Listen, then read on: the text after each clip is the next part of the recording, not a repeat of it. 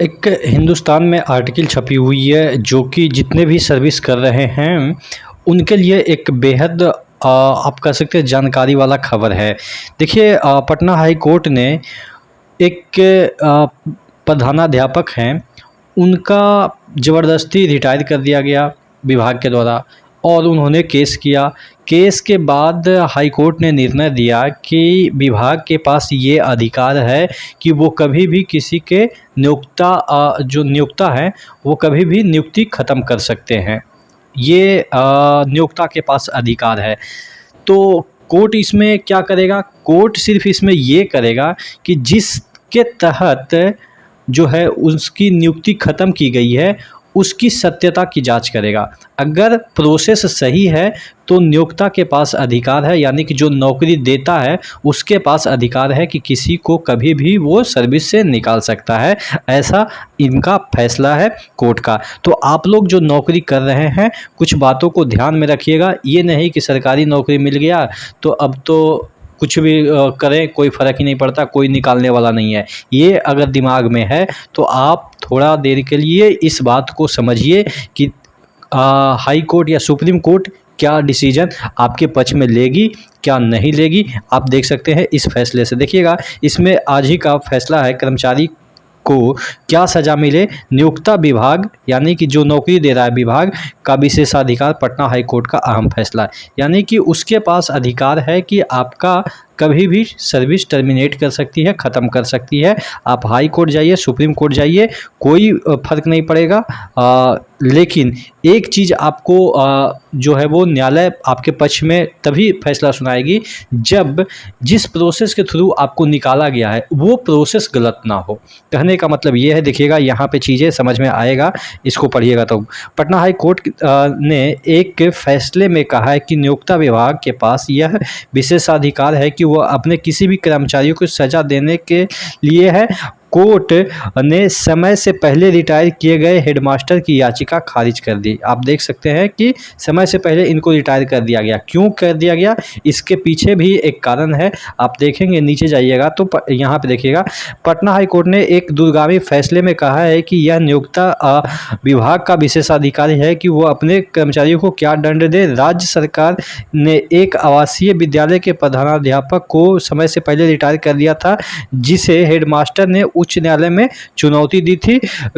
High court ने हालांकि फैसले में ये साफ किया है कि उसने समय से पहले रिटायर करने के पहले फैसले की समीक्षा नहीं की है, बल्कि समय से पहले सेवानिवृत्त करने के लिए जो प्रक्रिया अपनाई गई मात्र उसको न्यायिक कसौटी पे कसा है। पटना हाई कोर्ट के जस्टिस जो भी है उन्होंने अदालत में फैसला दिया है। कहने का मतलब ये है कि जो न्यायालय के न्यायाधीश हैं वो ये कह रहे हैं कि जो प्रोसेस है उसका हमने अध्ययन किया है कि कौन से प्रोसेस के तहत इनको जो है वो टर्मिनेट किया गया है, बर्खास्त कर दिया गया है। हम इस बात पे गौर नहीं कर रहे हैं कि क्यों बर्खास्त किया गया है, बर्खास्त होना चाहिए या नहीं होना चाहिए। इस बात पे हम गौर नहीं कर रहे हैं कि बर्खास्त होना चाहिए या नहीं होना चाहिए।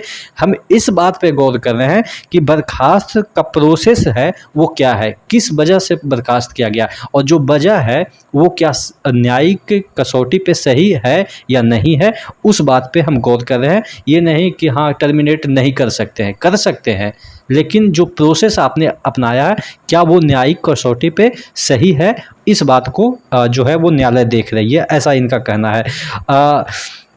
देखिए अरवल अम्बेडकर आवासीय कन्या उच्च विद्यालय के प्रधानाध्यापक सुनील सिन्हा ने खुद के समय से पहले रिटायर होने के फैसले के खिलाफ अदालत का दरवाजा खटखटाया था।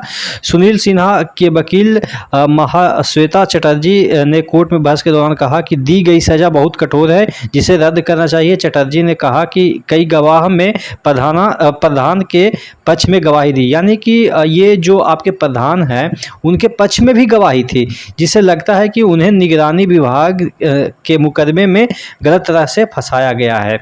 यानी कि इनको लग रहा था कि ये फंसाया गया है। उसके बाद यहाँ पे देखिएगा इन्होंने कहा है कि सरकार के वकील प्रशांत प्रताप ने बचाव पक्ष के दलीलों को विरोध करते हुए कहा कि सिन्हा को विजिलेंस टीम 31 मार्च 2016 को घूस लेते रंगों हाथों पकड़ा था।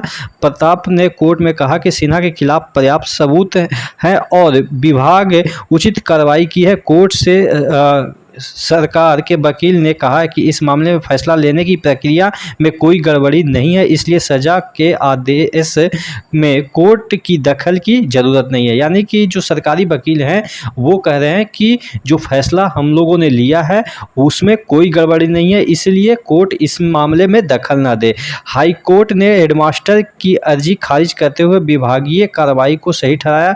कोर्ट ने कहा अनुच्छेद 226 के तहत कोर्ट फैसला लेने की प्रक्रिया में निष्पक्षता की समीक्षा कर सकती है, फैसले में नहीं।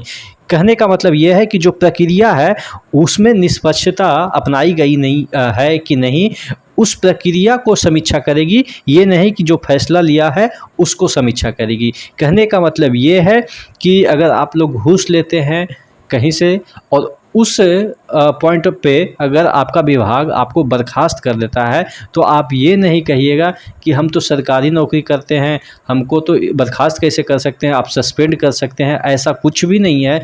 अगर विभाग आपकी चाहे तो 1 रुपया का भी घूस अगर लेते हैं और आपको वो 1 रुपया के आधार पे भी बर्खास्त कर सकता है। आप ये नहीं कहेंगे कि अरे यार हम करोड़ थोड़े लिए थे जो हमको नौकरी से निकाल रहे हो, अरे ज़्यादा से ज़्यादा 2 साल के लिए सस्पेंड कर दो, 3 साल के लिए सस्पेंड कर दो, ये कठोर सज़ा होगी।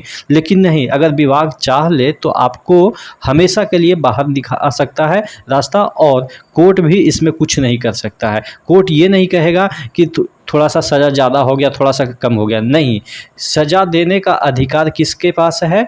ये आपके विभाग के पास है। हाँ, सज़ा के दौरान आपके पक्ष को सुना गया कि नहीं सुना गया, इसका मूल्यांकन करने का अधिकार सिर्फ कोर्ट के पास है। तो आशा करते हैं आप इस बात को समझिएगा कि अब से कि जब भी आप कोई भी काम कर रहे हो तो ये मत समझ के करिएगा कि हम तो सरकारी आदमी हैं, हमारा कुछ नहीं हो सकता है।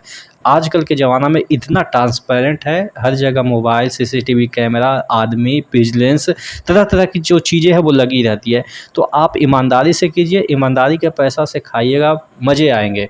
अगर आपको सरकारी जॉब से नहीं सेटिस्फेक्शन मिल रही है, अर्निंग उतना नहीं हो रही है, तो आप साइड से कुछ काम कर सकते हैं। हालांकि साइड से भी काम करने के लिए मना है, लेकिन हाँ, मेहनत करने वाले का कुछ ना कुछ हो ही जाता है जुगाड़। अपना कुछ खोल लिया, या आप अपने बहन के नाम पे, माता के नाम पे, पिता के नाम पे, मतलब कि कुछ ना कुछ, देखिए दिमाग होगा तभी आपने जॉब किया होगा।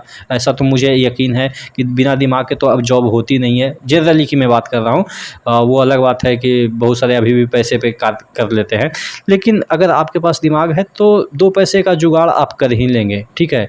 अगर आपके सैलरी से कुछ नहीं हो रहा है, ठीक है, हम भी जानते हैं हमारी सैलरी से भी कुछ नहीं होता है, लेकिन कुछ ना कुछ दिमाग में आते रहता है कि ये करना है, वो करना है, दिमाग चलते रहता है। हाँ, ये नहीं है कि एकदम से बैठ जाना है, कुछ ना कुछ साइड से कीजिए, कुछ ना कुछ अपना अदर सोर्स ऑफ इनकम जो कि जेन्युइन हो। ऐसा नहीं है कि घूस के ही चक्कर में रहें और पता चला कि ना, मतलब कि वही हुआ, न इधर के रहे ना उधर के रहे। तो ऐसा काम ना कीजिए जिसमें कि आपको अदालत भी आपको बचा ना पाए, ठीक है। तो आशा करते हैं चीज़ें समझ में आई होगी। ये वीडियो मैंने इसलिए बनाया था ताकि बहुत सारे लोग जो सरकारी जॉब में चले जाने के बाद उनको लगता है कि अब तो हम मतलब अमर हो गए, अब मुझे कोई निकाल नहीं सकता नौकरी से, तो ऐसा नहीं है। और कई बार क्या होता है ना कि आप 10 साल जॉब, 15 साल जॉब कर लेते हैं, उसके बाद अब दूसरे काम लायक बचते भी नहीं हैं, आपसे दूसरा काम भी नहीं होगा, तो उस सिचुएशन में आपके पूरे परिवार जो कि आप पे डिपेंडेंट है वो सड़क पे आ जाएगा। तो थोड़ा सा सतर्कता बरतिए, ईमानदारी से जिए। ईमानदारी में भी आदमी जी सकता है, ऐसा नहीं है कि बेईमानी से ही आदमी जिएगा, ईमानदारी के पैसे से भी जिया जा सकता है, मुझे जहाँ तक लगता है। बाकी आपकी अपनी सोच, अपना राय ज़रूर दीजिएगा। नेक्स्ट वीडियो मिलते हैं, तब तक के लिए जय हिंद।